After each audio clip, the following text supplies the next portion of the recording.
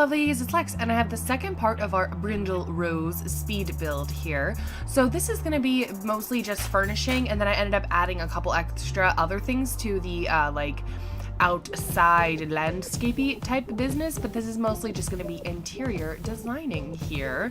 The interior portion of this house actually took me so much longer than it did to do the actual like structure of the house. The building like structure and the little bit of landscaping I have done took me about half an hour, and just the interior and doing like all the furniture placement and then the like, you know, wall coloring and floor coloring took me like an hour and 20 minutes, which is really long for me. Usually an entire build doesn't even take me an hour and 20 minutes. So the interior for this just took me a really long time for whatever reason, but I'm unbelievably happy with how this house came out, and I may actually end up using it, which is crazy for me because I really never use anything that I build except for some of my starters.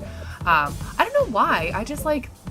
I know there's this before, but I don't play the game as much as I do build in the game, so I think that I'm really happy that other people like to use my builds because I don't use them that often, so I feel like a bad person for not using them. This house is play tested. I had no problems with anything. I did play test the toilets and everything in the bathrooms because they are placed kind of oddly, but everything worked. I had no problems. I ended up using kind of half walls on the bottom portion to separate the room off, so even though it's all an open floor plan, just to make it seem like the house was a little bit larger and that it had separate rooms. This main living room area here has a lot of stuff in it. I ended up having the TV in here, I put the computer in here, I put a bookshelf in here, I put a wardrobe in here. Like, as small as this house is, it has a lot of stuff going on, which is really nice because you could totally use this as a family home because it has 2 bedrooms, but there's a lot of skill items in this build, which is wonderful because if you're like me and whenever you do play, since the game's not open world, I tend to not have my Sims leave the house as much as I did when it was open world in Sims 3. So my Sims are kind of homebodies. They don't really go anywhere. So I like to have a lot of skill building items in my houses here. I ended up using a decent amount of stuff from the Vintage Glamour stuff pack. I don't know why. That stuff was just like really calling to me today.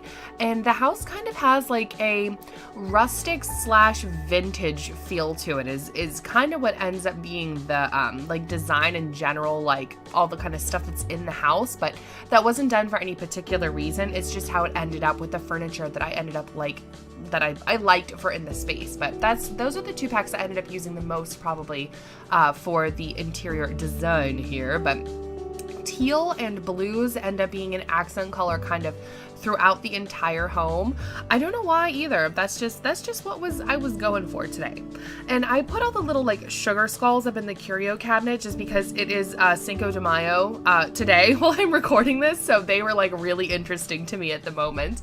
But yeah, I don't know. It's kind of like this is kind of turning into like a little bit of a seaside cabin-y kind of looking thing. I'm not sure. That honestly, I didn't really have any kind of plan for interior decorating when I went into this. I just ended up going with what I liked at the moment when I was building. So like I said, I ended up using a lot of the Vintage Glamour pack stuff, but I wanted to do a little bit more separation over in this side of the house as well. And even though this house is really just it's just a big square, there isn't really a lot of deviation on the exterior for the way things are set up. But because I built this house on an angle, there are a lot of slanted diagonal walls in this home, which can be a really big problem for building if you don't like to mess around with your furniture and you don't like to mess around with your stuff a lot. It can be really hard to build in houses and furnish houses that have a lot of diagonal walls in them. So I'm sorry, I totally lost my train of thought because somebody that I work with called me and I have my phone on silent, but it's like right there.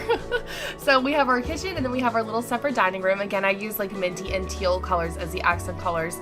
And then we have that taller wall I use to kind of separate the entire living area from where you would first walk into the house. So that you would walk in, I ended up putting a little bench and a couple things in there. So, you know, you walk in from working outside or doing whatever you're doing, take your shoes off, relax for a second, and then you can continue on into the house here. But yeah, since I did do this with a lot of those angled walls, since I built this house on the diagonal, there is a little bit of a problem when you do that. And I don't know if this is just something that happened with the way that I built it, or if a lot of people have this happen, but whenever you build and you have the houses on the diagonal, sometimes things like cabinets and that kind of stuff it doesn't want to snap into place properly. So you'll see whenever I'm doing the kitchen, I had to play around with the cabinetry like a decent amount here, and just because of the shape of this room, I had a hard time deciding where I wanted things to be in this kitchen.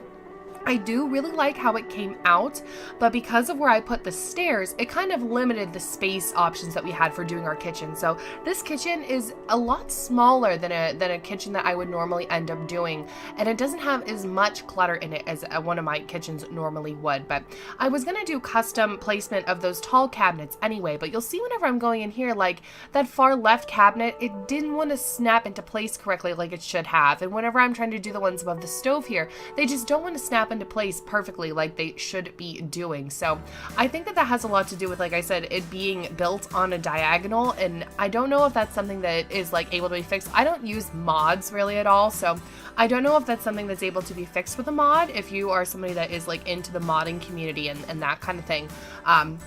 But I would just went ahead and just like custom place things, and I didn't care. And I put that little shelf above, you know, like in between above the stove there. And I think that it looks really nice. I think that actually looked better than what I was trying to do with the cabinets anyway.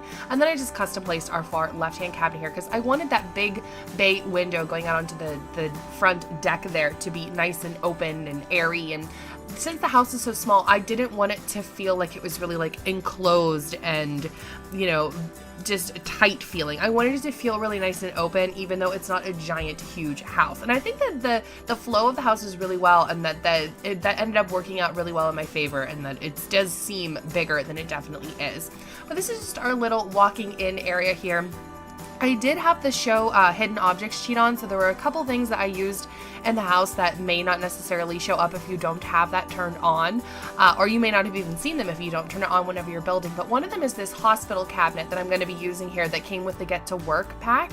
I thought of it more so as just like a coat closet that the people might have that live here when they walk in. You know, they sit on that little bench, they take off their shoes, and they put their stuff away in that little closet there. But I was going to change to those little puff things, but I liked the bench better here. But this is everything for our downstairs. I'm just going to put a little bit more of clutter in the kitchen here, little wall signs. I put the boat and I put the little fish from the Dine Out pack, because since I was thinking of this as almost like a seaside or like a farm kind of thing, maybe a Cape Cod house, I wanted there to be a little bit of seaside stuff in there. So that's why I put those little guys in here.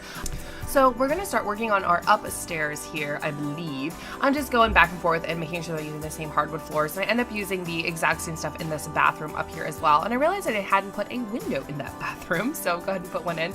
This bathroom is really goofy. I don't know that I've ever made a triangular bathroom before, but it kind of is cute. Like, it saves space. It's interesting. There's a lot of different stuff going on in there. But like I said before, I did playtest this. So the toilet, the sink, the shower, everything works in here. It just was a little bit of custom placement.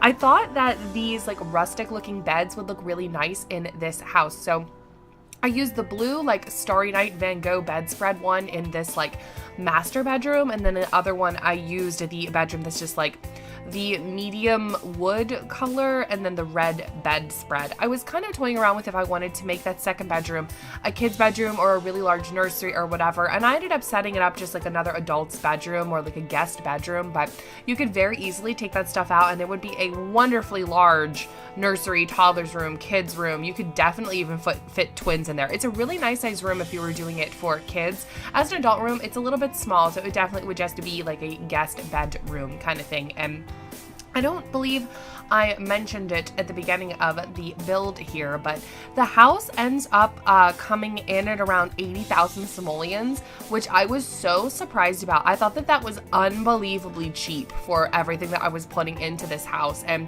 I didn't give myself any building restrictions while I was making it. There was no price point that I was trying to stick to, but I was like, 80,000, that's it? Because as soon as I was adding like art pieces and I was adding more expensive furniture and I don't know if you guys, if you do a lot of building, landscaping is like really expensive sometimes in the game. Like those little rocks and stuff, like they add up really quickly depending on what you're putting into the yards and stuff here. But yeah, it ended up coming in at a really nice price point.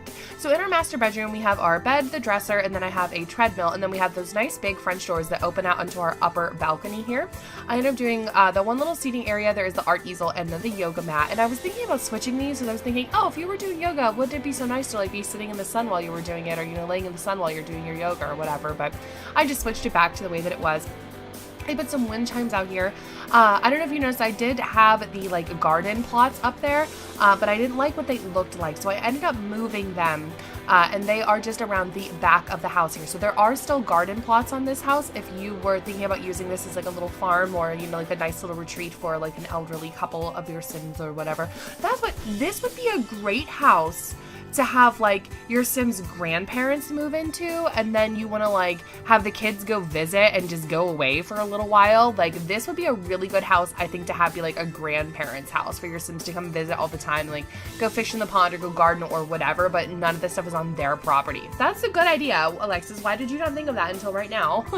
So we have a little bit of landscaping up front, lots of little potted plants and just little goodies and things hanging around. And then now we're going back up to do that guest bedroom. I did a lot of bouncing around when I was doing this build. So like I said, it's just that same bed that we use in our other one, and I was having trouble deciding where I wanted to put the bed, because originally I was going to have this be a kid's bedroom, and then I decided against it. So I did the shape of this room more so based off of like that it was going to be for kids. There wasn't going to be a double bed in there, but your Sims are totally able to get like around the bed. It is not in the way at all, and there's a TV in here as well. Oh, there's a TV in the master bedroom too. I almost forgot about that. I did use like more cheaper drapes on this one, but that's going to be basically it for this. I'm going to go into the back, put in the fire pit, put in a grill, little seating area, and those garden plots. But hopefully you guys enjoy the build here. I hope everybody has a wonderful rest of your day. Thank you so much for watching.